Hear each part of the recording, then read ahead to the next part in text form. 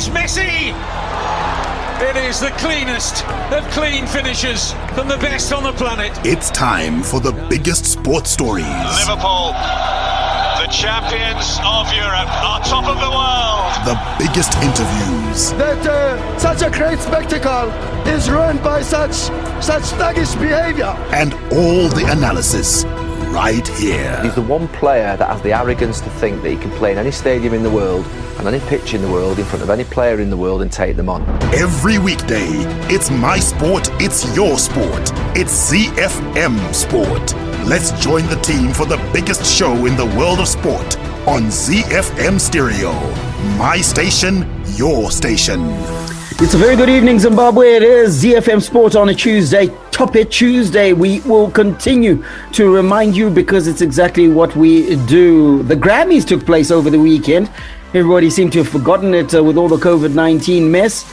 And we got a track coming out of the winners from the weekend coming as our play of the day on the show today. But this is a sports show, but it is prime time. Drive time, entertainment, ZiFM Sport, and the team is here. Mike Madoda, Chris Meadzi, Sean Tafirinyika. My name is Barry Manandi. On the home front today, the Sports and Recreation Commission say they are more comfortable leaning on cost-effective COVID-19 PCR testing as they open the door for the resumption of medium and high-risk sport. In international sports news, we have our staple, which is the Formula One report, proudly brought to you by Zamoko, where Max Verstappen says the 3 days of Formula One winter testing in Bahrain have definitely been his best with Red Bull, but offer no guarantees for the new season.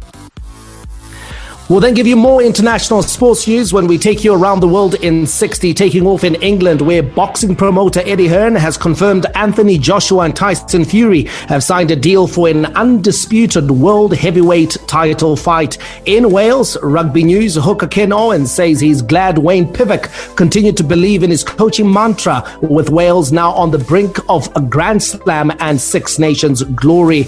And over in the United States, Super Bowl champions, the Tampa Bay Buccaneers, have signed another key member of their championship side after Rob Gronkowski agreed to a one-year deal worth $10 million.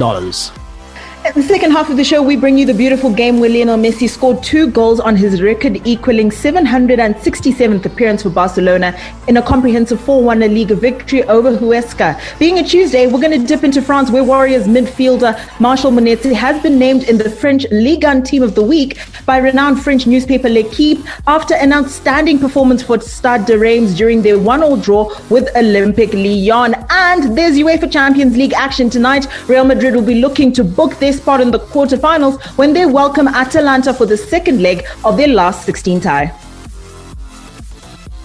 We start with our power play. Here's Heavy K. This one's featuring Soulstar and Moti. It's called Wami Forever. The Warriors, the Chevrons, the Cheetahs, the Mighty Warriors, and the Sables. From the pool to the track to the field, we are Team Zimbabwe.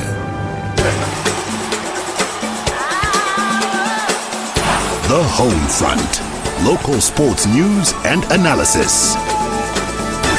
We're available in cyberspace if you like that space.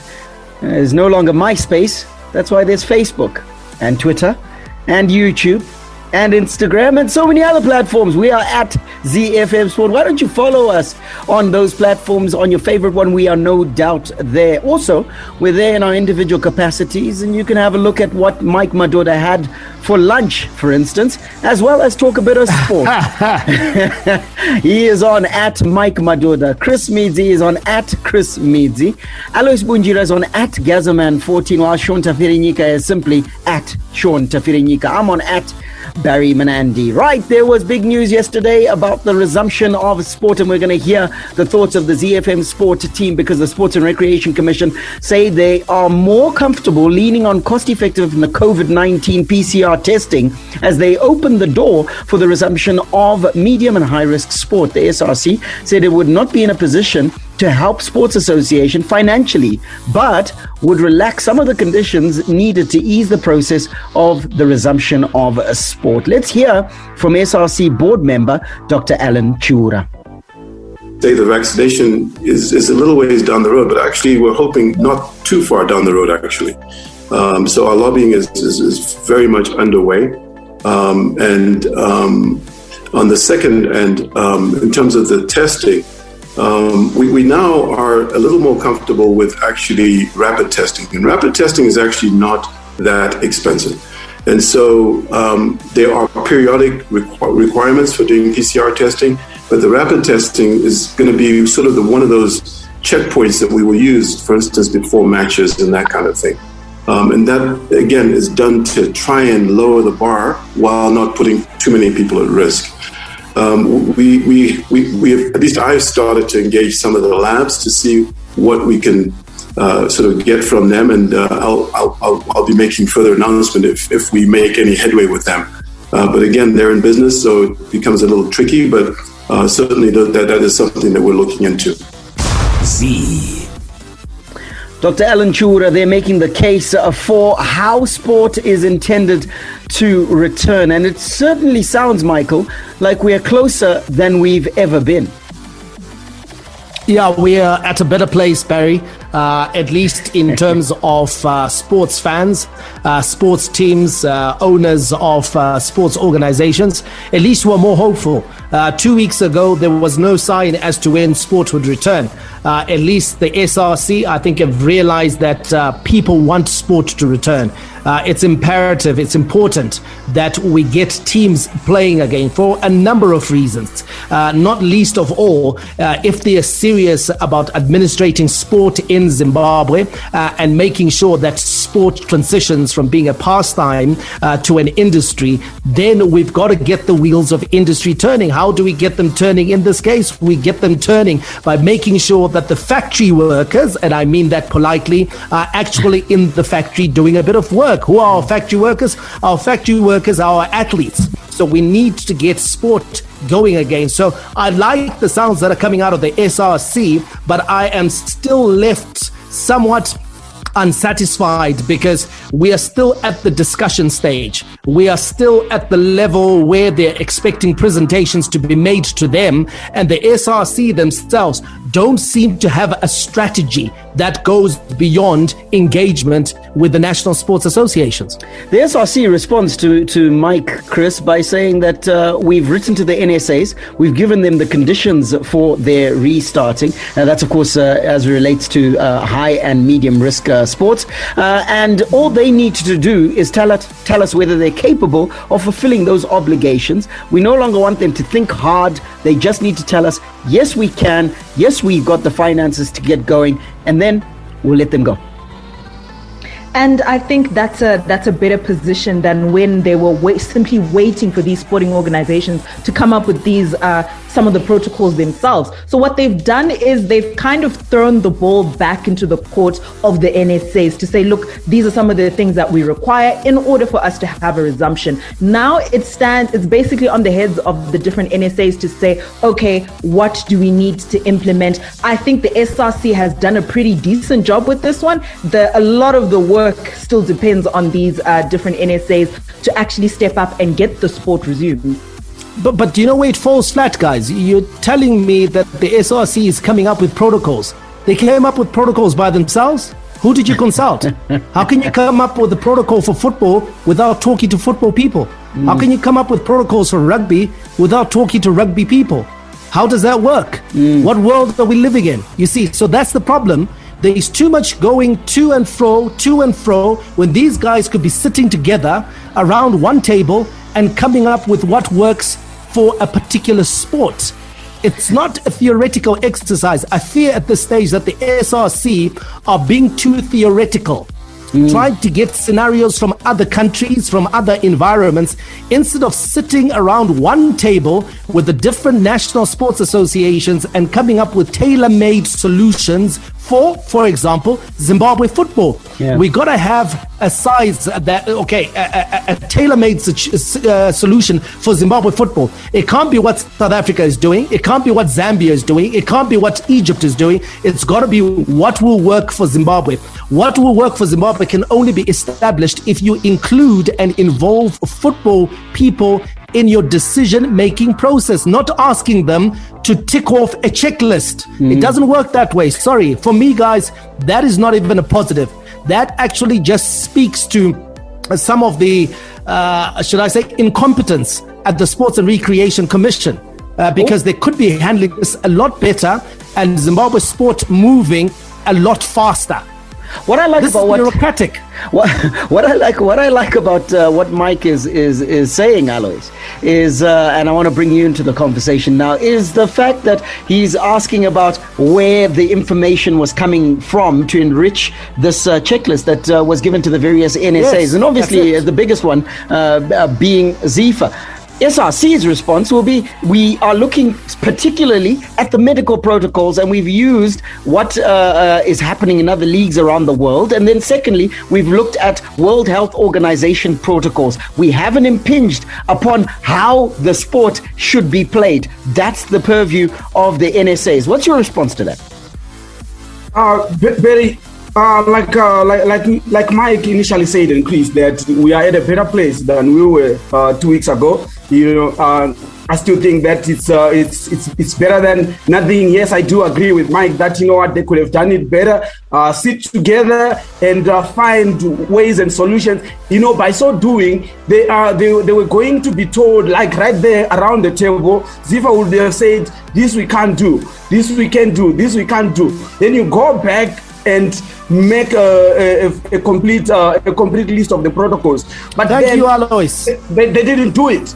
Well, it looks like the SRC themselves are fatigued with waiting for the medium and high risk sports to return, and would like to short circuit the process. And during this virtual press conference, from which we are drawing a lot of these insights, Chairperson of the SRC, Gerald Mlochwa, said the Sports Commission will recommend the resumption of medium and high risk sport to the government, provided associations meet the financial prerequisites and COVID-19 health and safety protocols. Let's hear from him.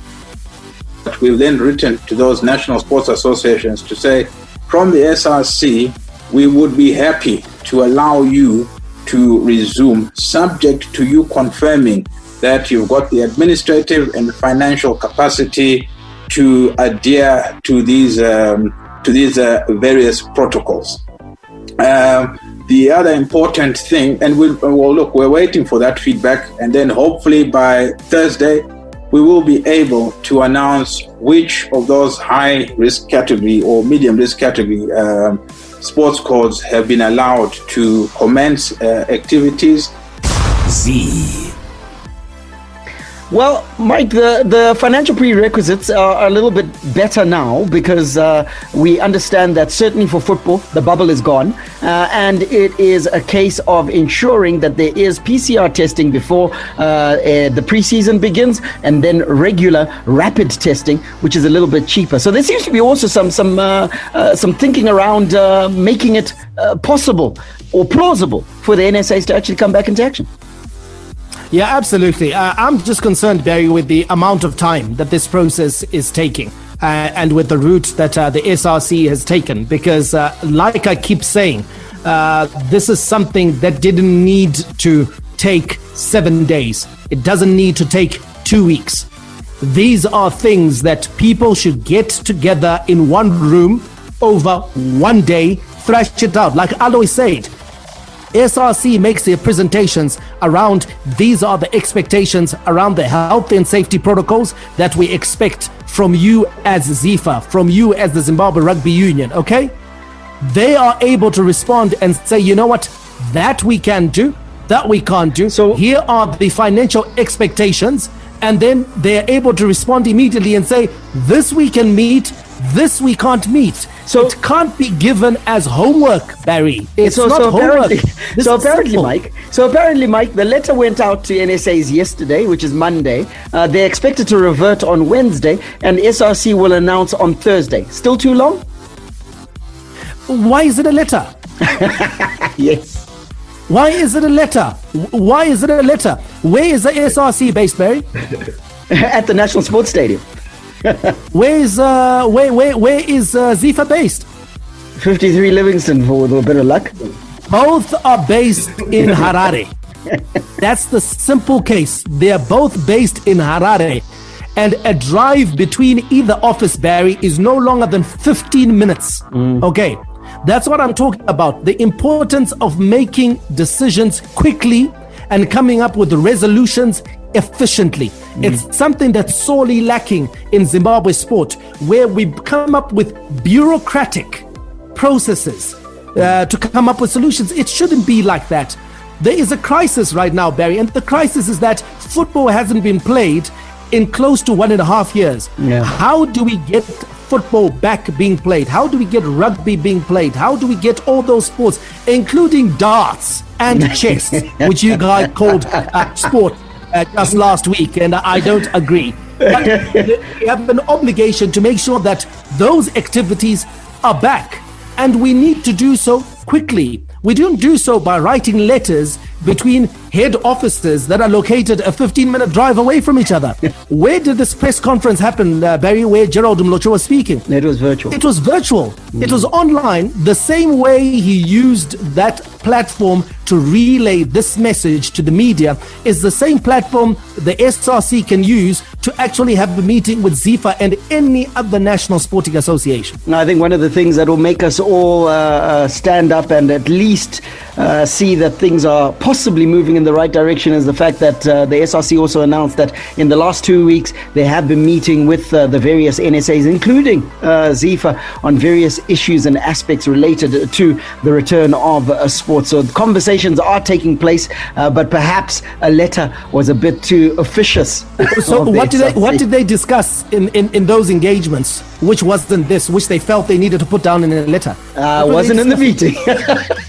We've heard various reports saying that football could return as soon as Thursday. That is misinformation. We understand that an announcement will be made on Thursday, and then we will know from there what exactly is going to happen with the medium to high risk sports. The commitment being there by all stakeholders, we believe, for these sports to return.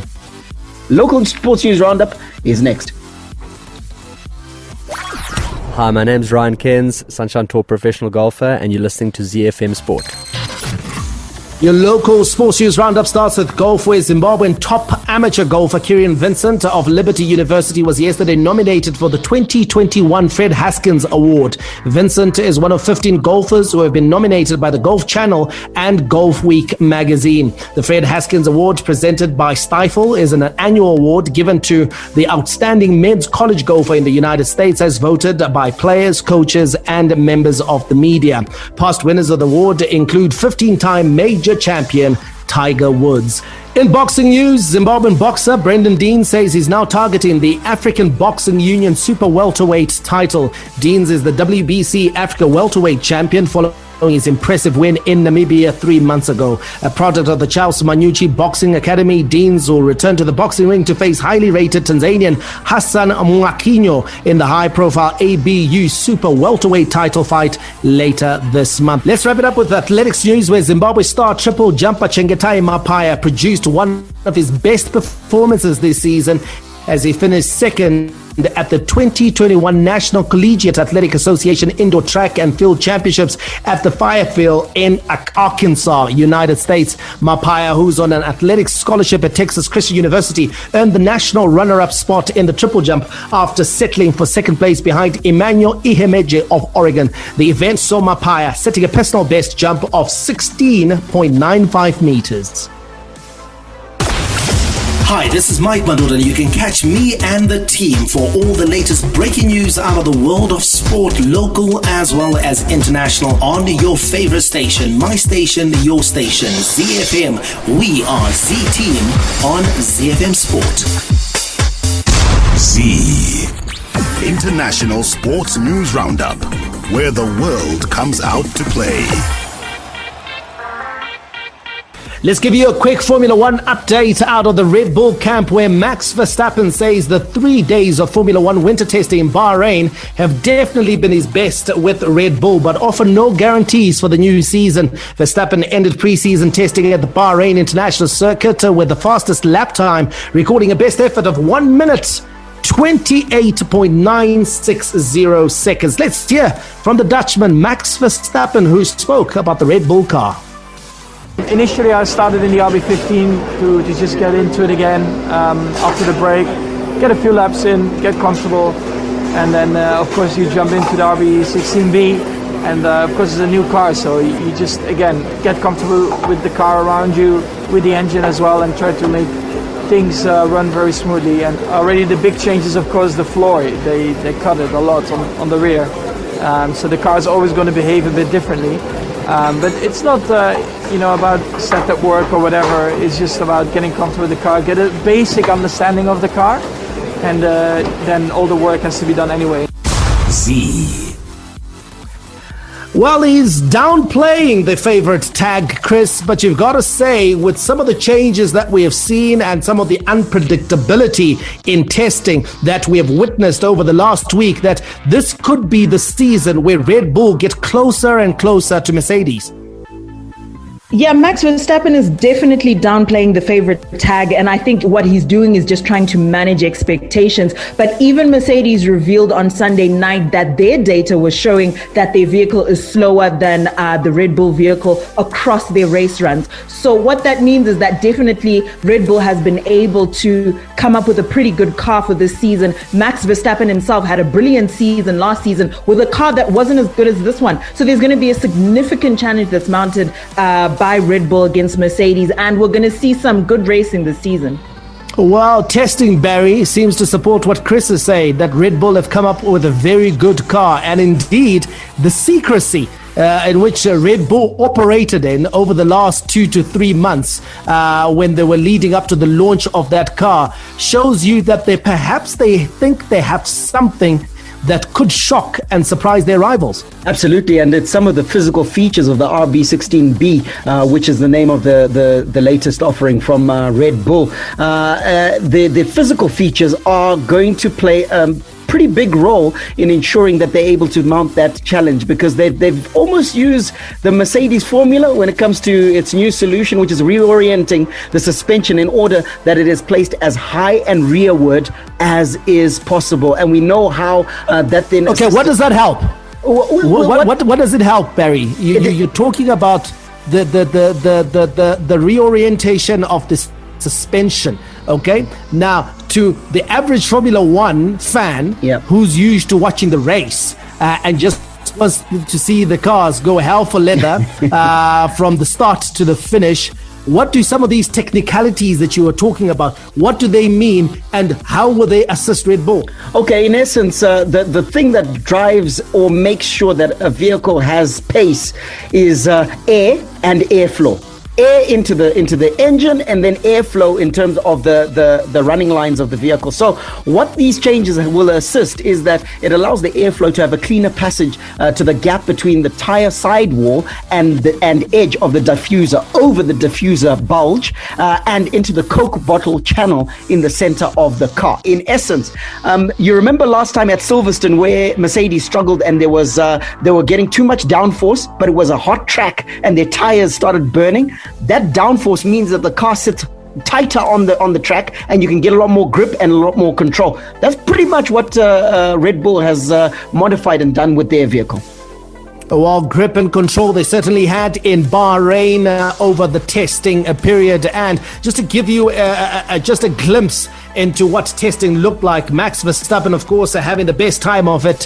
He had the fastest lap of 1 minute 28.960 seconds. That's over 64 laps he did, which was significantly less than, for example, the Alfa Tauri and Ferrari, or even the Alfa Romeo of Kimi Raikkonen that did 166 laps. That shows you that Alfa Romeo probably had a lot more to deal with and a lot more problems and were trying to tune up their car and make sure that they get it up to speed. And even then, they were, of course, nearly a full second behind the Red Bull of Max Verstappen. Lewis Hamilton was fifth in his Mercedes. He did 54 laps and he was a full second slower than Max Verstappen. So there's a bit of work to be done by Mercedes if you consider that their second driver couldn't even make the top 10. Sebastian Vettel in his Aston Martin, pretty car, but ugly performance, 6 seconds slower than Max Verstappen. He did 56 laps. How is it, guys? Elvis Tibulayo Pomba Moyo, WPF. This is The Bomb. All Africa heavyweight champion 2-time. You are listening to ZiFM Sport. Around the world in 60 seconds. International sports news.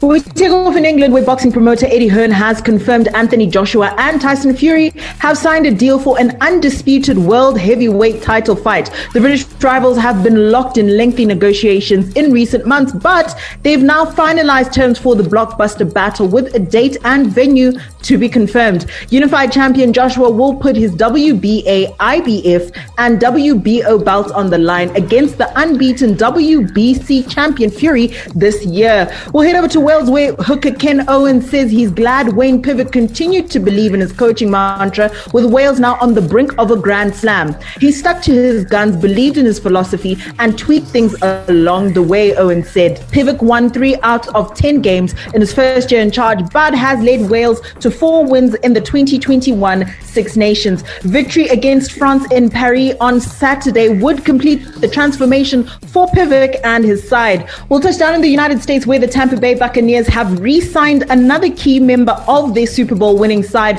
after Rob Gronkowski agreed to a 1-year deal worth up to $10 million. Gronkowski came out of retirement to reunite with his former New England Patriots teammate Tom Brady in Tampa for the 2020 season, which remarkably ended in them both winning yet another Vince Lombardi trophy. Gronkowski's new contract will pay him $8 million in 2021, with an additional $2 million available in incentives. Hi, I'm Warriors coach Zdravko Logarušić, and you are listening to ZiFM Sport. Sports with a difference. The big leagues, the big teams, the big players. The beautiful game on ZiFM Sport. Our look at the beautiful game starts logically in Spain, where Lionel Messi scored 2 goals on his record, equaling 767th appearance for Barcelona in a comprehensive 4-1 La Liga victory over Huesca. The 33-year-old scored his side's first and 4th goals as Barca climbed into 2nd place on the log to move within 4 points of log leaders or league leaders Atletico Madrid. Let's hear from Barcelona coach Ronald Koeman, who says Barca is lucky to have Messi. Casi no se puede decir más porque Messi has played such a high level throughout his career for many years and for so many games. He is now level with Xavi, and in theory, on Sunday, he is going to have 1 more game played. I think he is the most important player in the history of the club, and thank God he is still with us. Alois, I would add the world of football is lucky to have Messi. What a special player.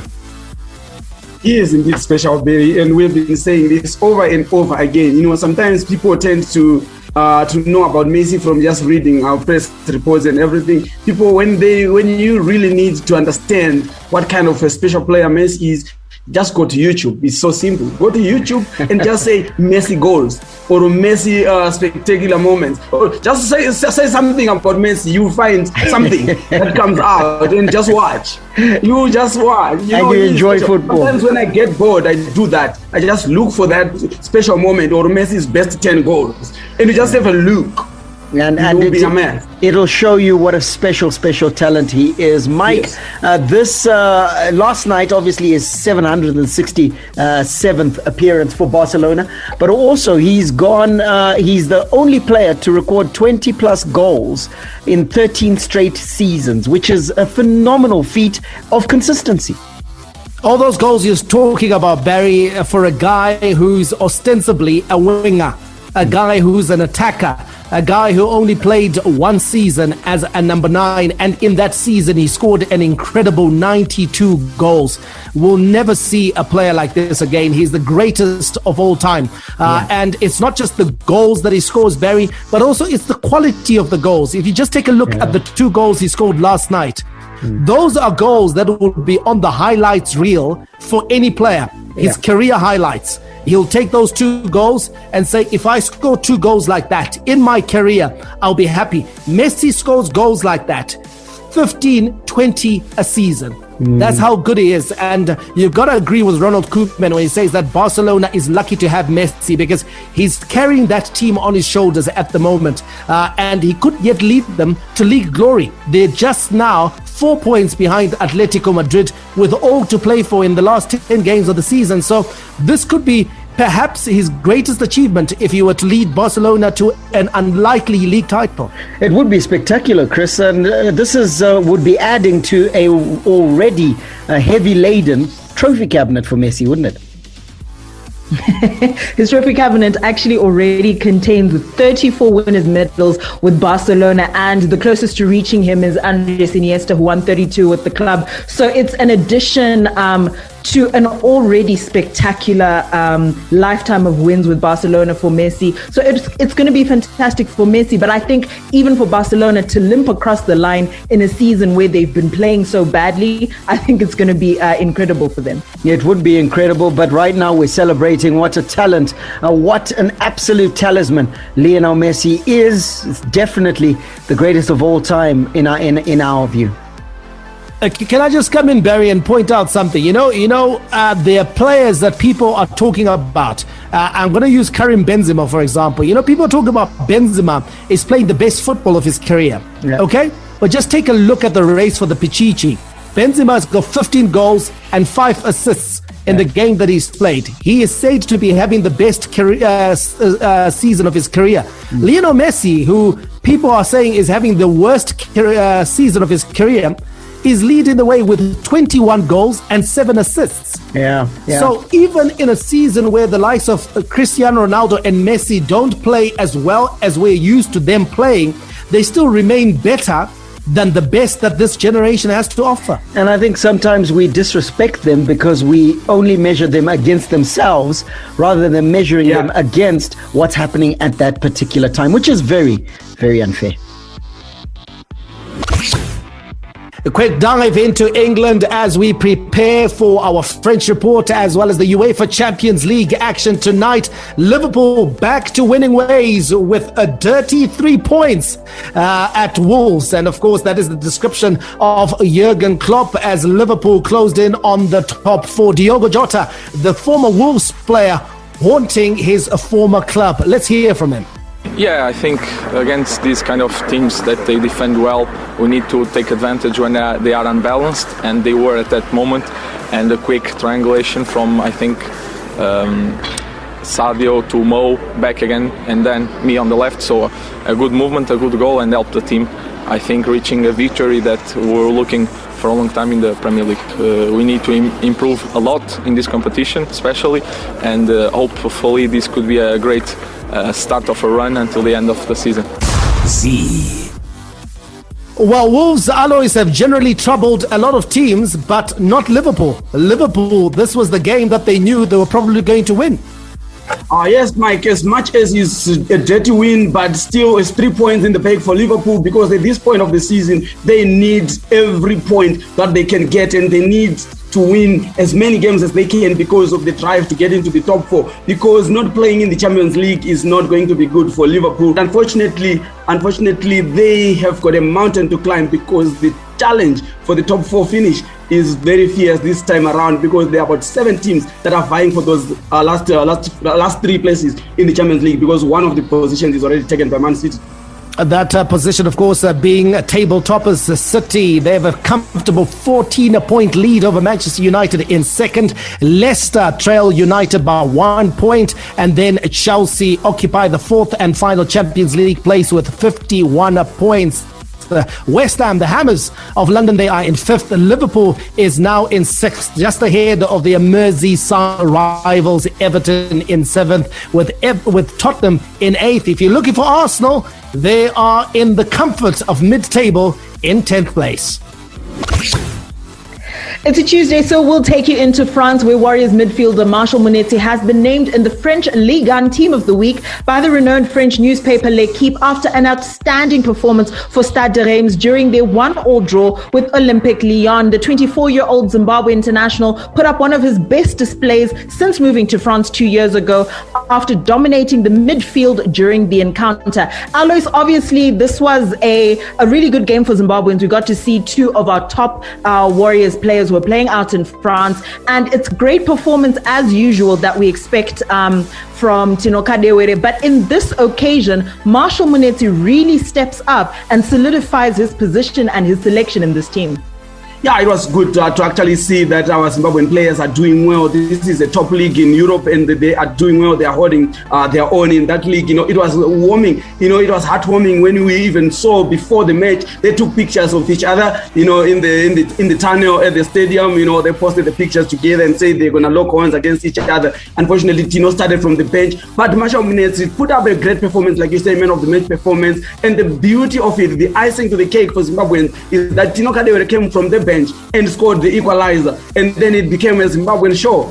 Well, one man in Zimbabwe who is definitely enjoying this performance, his name is Zdravko Logarusic, and hopefully he has a plan going into that match against Botswana. Your French Ligue 1 table, Lille sitting at the top, Paris Saint-Germain in second, Lyon in third, and AS Monaco in fourth. Hi, my name is Rudoni Shamba, Maitoria's super striker. You're listening to ZiFM Sports.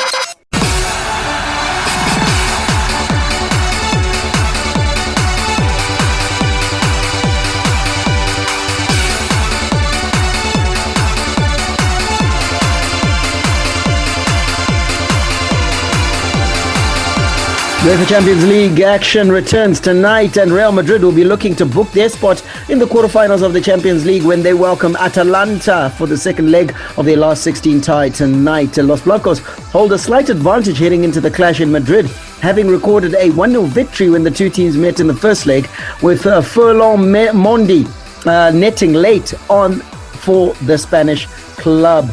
Real Madrid, Los Merengues, have a slight advantage. They are playing at home, Mike, so you got to think to yourself that they hold all the cards for now.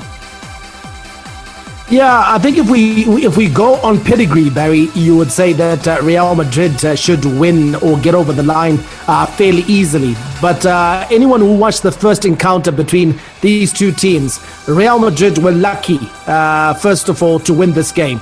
And I think they also were beneficiaries, of course, of the fact that they played with against 10 men for so long in this game. And even when they were playing the 10 men, they struggled to break them down. There were times when Atalanta actually looked like the more the better side. They were creating the better chances. So this might not be as easy an encounter for Real Madrid, especially if Atalanta are able to stay as 11 on the pitch and are able to play, perhaps replicate the performance that they put up 2 or 3 weeks ago versus Real Madrid. So I think Real Madrid will need to score first, just to make the equation or the task doubly difficult for Atalanta. But we know that Atalanta are capable of scoring goals and capable of scoring 3s and 4s if they're up for it. Yeah, and you got to think to yourself, from what Mike is saying, Alois, the Real Madrid have got a bit of a psychological hurdle to overcome because they seem to be a little bit short of confidence. You look at their game against Elche, it went long before they had it secure, and you expect that Real Madrid at this time in the season should be coasting to victory after victory and knowing exactly how. But shucks, this Real Madrid is battling with confidence. Yeah, they are definitely battling with confidence, Barry. When you look at their performances, the wins that they are chalking, it's not really impressive. When you look at it, and like we've said, I think the players are tired. They need to freshen up. When you look at their match winner, Benzema is not a reliable striker. 15 goals in the season, and we say playing his best game. That's actually can summarize the story. That this is a team that is actually struggling for goals. When they had Cristiano Ronaldo, the top goal scorer with 55 goals.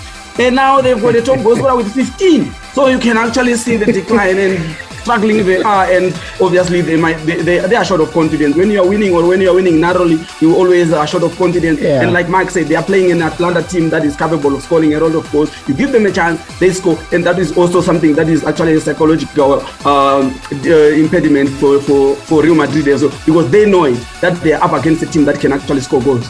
You can hear the passion and dismay in Alois's voice, and you can understand why a Real Madrid fan can't be happy to see the Los Merengues playing in the manner that they are. But in Atalanta, Chris, you've got a side that has been prepared by Gianpiero Gasparini to be able to be tight at the back, but also lethal on the counter, and that's exactly what they are. Real Madrid will need to be very careful.